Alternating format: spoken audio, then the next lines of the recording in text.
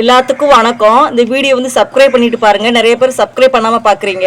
அதனால நீங்க எல்லாரும் சப்ஸ்கிரைப் பண்ணி பாருங்க. இன்னைக்கு நம்ம என்ன பார்க்க போறோம் அப்படின்னா, பணம் வந்து செலவாகாம தடுக்கிறதுக்கு வந்து ஒரு 8 வழிகள் தான் சொல்ல போறேன். வாங்க வந்து நம்ம வந்து அதை பத்தி பார்க்கலாம்.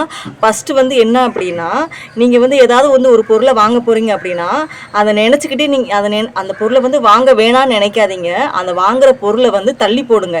இன்னைக்கு வாங்காம வேற என்னைக்காவது வாங்க. அதை பத்தி நீங்க நினைச்சுக்கிட்டே இருக்கும்போது உங்களுக்கு என்ன தோணும் அப்படின்னா, அதை வாங்கியே ஆகணுங்கிற ஒரு எண்ணம் வந்து உங்களுக்கு தோணிக்கிட்டே இருக்கும். அதனால வாங்கவே கூடாதுன்னு நினைக்காதீங்க. வேற என்னைக்காவது வாங்கலாம் அப்படின்னு நினைச்சுக்கோங்க. ஏன்னா அதோட எண்ணமும் உங்களோட ஈர்ப்பு என்ன செய்யும் அப்படின்னா, அதை வாங்கி தான் தீரணும் அப்படி சொல்லி உங்களுக்கு வந்து அதோட எண்ணம் வந்து அதிகமாகும். அதனால நம்ம வந்து ஒரு பொருள் வாங்குறோம், காசு வந்து வேஸ்ட்டாக தான் ஆகும். அதனால அந்த வந்து பொருளை வந்து தேவைன்னா இருந்தால் மட்டும் வாங்குங்க, தேவையில்லைன்னா வாங்காதீங்க. நெக்ஸ்ட் ரெண்டாவது வந்து என்ன அப்படின்னா, நீங்கள் வந்து ஒரு பொருளை வாங்குறதுக்கு முன்னாடி ஒரு 3 கேள்வி வந்து நீங்கள் வந்து கேட்டுக்கோங்க. என்ன அப்படின்னா, அது வந்து ஏன் அந்த பொருளை வந்து நம்ம வந்து வாங்கணும், அதை வந்து இப்போ வாங்கணுமா, இப்போ அதுக்கு தேவை இருக்கா இல்லையா அப்படின்னு யோசிச்சுக்கோங்க. மூணாவது வந்து என்ன அப்படின்னா, அதை வாங்குறதுனால நமக்கு வந்து இப்போ வந்து என்ன யூஸு என்ன பயன் அப்படின்னு அந்த 3 கேள்வி நீங்களே கேட்டுக்கிட்டு, அதுக்கான 3 பதிலையும் நீங்கள் உங்கள் மனசுக்குள்ளே வந்து கேட்டு பார்த்துக்கோங்க. அப்படி கேட்டு பார்த்துக்கிட்டீங்களே அப்படின்னா உங்களுக்கு அதுக்கான ஆன்சர் கிடச்சிரும். நீங்கள் அந்த பொருளை வந்து வாங்கணுமா வாங்க வேணாமான்னு உங்களுக்கு வந்து ஒரு தெளிவான இது கிடச்சிரும்.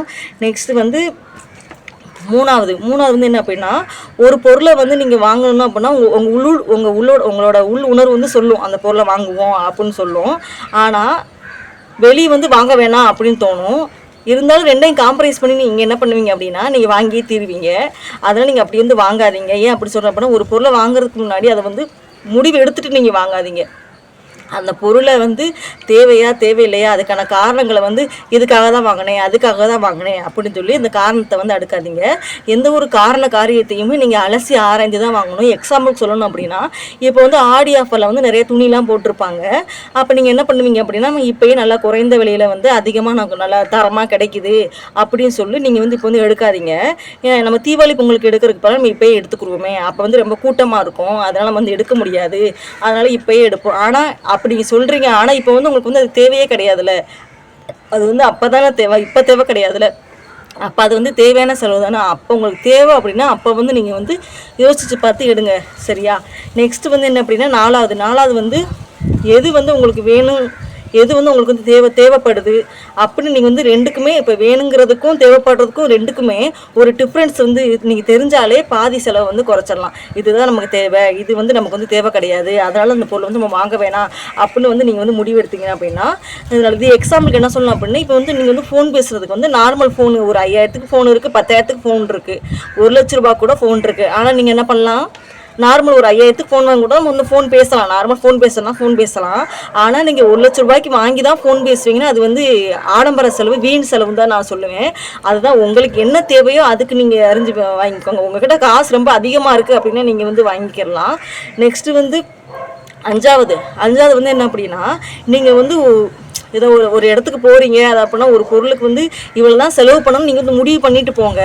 அங்கே போனதுக்கப்புறம் நீங்கள் வந்து செலவு வந்து முடிவு பண்ணாதீங்க. ஏன் அப்படி சொல்கிறேன் அப்படின்னா, எக்ஸாம்பிளுக்கு சொல்லணும்னா, நீங்கள் வந்து ஒரு பொருள் காட்சிக்கு போகிறீங்க அப்படின்னா, அங்கே வந்து உங்களுக்கு வந்து ஸ்நாக்ஸ் இருக்கும், சாப்பாடு இருக்கும், அங்கே ராட்டனம் அந்த மாதிரி சுற்றி பார்க்குற ஐட்டங்கள்லாம் நிறையா இருக்கும். அங்கெல்லாம் நீங்கள் போய் எல்லாம் நினச்சதெல்லாம் செஞ்சு வந்துட்டு நீங்கள் வெளியே வந்து பார்த்தீங்கன்னா பர்ஸில் வந்து எதுவுமே இருக்காது, ரொம்ப காசெல்லாம் செலவாகி போயிருக்கும். இப்போ இதே இது நீங்கள் வந்து வீட்டில் கிளம்பும் போதே நீங்கள் வந்து முடிவு பண்ணிவிட்டு, நம்ம இப்போ அந்த பொருள் காட்சிக்கு போகிறோம், ஒரு 1000 ரூபாய்க்குள்ள நம்ம முடிச்சுட்டு வரோம் அப்படின்னா, அதை விட ஒரு 5 10 தான் கூட வருமே தவிர ரொம்ப அதிகமான உங்களுக்கு செலவாகாது. அதனால் அந்த மாதிரி நீங்கள் வந்து பட்ஜெட் போட்டு நீங்கள் வந்து போனீங்க அப்படின்னா உங்களுக்கு காசு வந்து அதிகமாக செலவாகாமல் இருக்கும். நெக்ஸ்ட்டு ஆறாவதுனா ஷாப்பிங் போகிறது. நீங்கள் வந்து எதாவது மளிகை கடையில் சூப்பர் மார்க்கெட்டுக்கு போனீங்க அப்படின்னா, நீங்கள் வந்து எப்பயுமே ஒரு லிஸ்ட் எடுத்துகிட்டு போங்க. ஏன் அப்படி சொல்கிறேன்னா, லிஸ்ட் எடுத்துகிட்டு போகாமல் போனீங்கன்னா அங்கே பார்க்குறது எல்லாமே உங்கள் கண் அப்படி கவர்ற மாதிரி இருக்கும். இது நல்லா இருக்கே, அது நல்லா இருக்கே அப்படின்னு தோணும். ஒவ்வொன்றா எடுத்துகிட்டு கூடையை போட்டு நினச்சிக்கிட்டே இருப்போம்.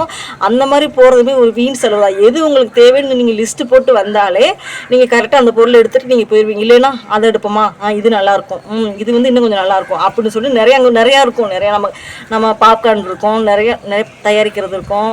நெக்ஸ்ட் வந்து இது இருக்கும், அந்த அடமிக்ஸ் இருக்கும், வடமிக்ஸ் இருக்கும். இதெல்லாம் பார்க்கும்போது ரேட் அதிகமாக போட்டிருப்பாங்க. நமக்கு என்ன தோணும், இது வாங்கிட்டு போகணும், உடனே சுற்றலாமே அப்படின்னு தோணும். ஆனால் அந்த மாதிரி வீண் செலவு. நம்மளே வீட்டில் உளுந்து வச்சு போட்டு நம்மளே ஆட்டிடலாம். அது மாதிரி தான் சொல்கிறேன். உங்களுக்கு லிஸ்ட்டு போட்டு என்ன தேவையோ அதை மட்டும் நீங்கள் வந்து வாங்கிட்டு வந்தீங்கன்னா உங்களுக்கு வந்து செலவு வந்து ரொம்ப குறையும். நெக்ஸ்ட்டு 7வது வந்து என்ன அப்படின்னா, ரீயூஸ்டு மைண்ட் செட். அதாவது நீங்கள் எக்ஸாம்பிள் சொல்லணும்னா, நீங்கள் இந்த செருப்பு அந்த மாதிரிலாம் நீங்கள் வந்து செருப்பில் ஏதாவது யூஸ் பண்ணுறீங்கன்னு வைங்களேன், அது வந்து லைட்டாக ஒரு இடத்துல அந்திருக்கு அப்படின்னா அதை மறுபடியும் தச்சு போடுறதுனால தச்சு போடுங்க. நீங்கள் உடனே அதை கீழே போட்டு வேறு புதுசாக பொருள் வாங்கலாம், உங்களுக்கு காசு வந்து வேஸ்ட்டு. எதுவுமே நம்ம வந்து இதை வந்து பொருளை வந்து புதுசாக வந்தால் நம்ம வந்து வெளியே தள்ளிடக்கூடாது. அதையுமே பிச்சு கிச்சு கிழிஞ்சு போய் அது எதுக்குமே ஆகாது அப்படின்னா மட்டும் நீங்கள் வந்து வெளியே போட்டுட்டு மற்றதை நீங்கள் எடுத்து யூஸ் பண்ணிங்க அப்படின்னா உங்களுக்கு வந்து காசு வந்து செலவாகாமல் இருக்கும். நெக்ஸ்ட்டு வந்து 8வது வந்து என்ன பண்ணால், நீங்கள் வந்து செலவு பண்ணலை அப்படின்னா, ஐயோ அவை வந்து நம்மளை இருந்து ஏதாவது சொல்லிடுவானோ, அவன் வந்து ஏதாவது நம்மளை சொல்லிடுவானோ, நம்ம செலவு பண்ணாமல் இப்படி கஞ்ச பிசினராக இருக்காளே அப்படின்னு சொல்லிடுவானோ அப்படின்னு மட்டும் நினைக்காதீங்க. நீங்கள் என்ன தான் கஞ்ச பிசினி இருந்தால் தான் நல்லது. ஏன் அப்படி சொல்கிறேன் அப்படின்னா, இப்போ அவங்க என்ன நினச்சிட்டு போகிறாங்க.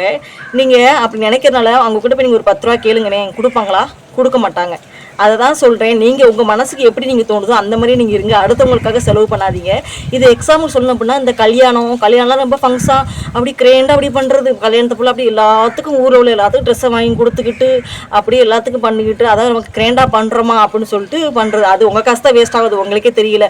ஊருக்காரவங்க அன்னைக்கு மட்டும் சொல்லிட்டு போயிடுவாங்க, நல்லா கிரேண்டாக பண்ணியிருக்காங்க, நல்லா சாப்பாடு போட்டாங்க அப்படின்னு அன்னைக்கு மட்டும் சொல்லிட்டு போயிடுவாங்க. ஆனால் உங்களோட காசு தான் வேஸ்ட் ஆகும்.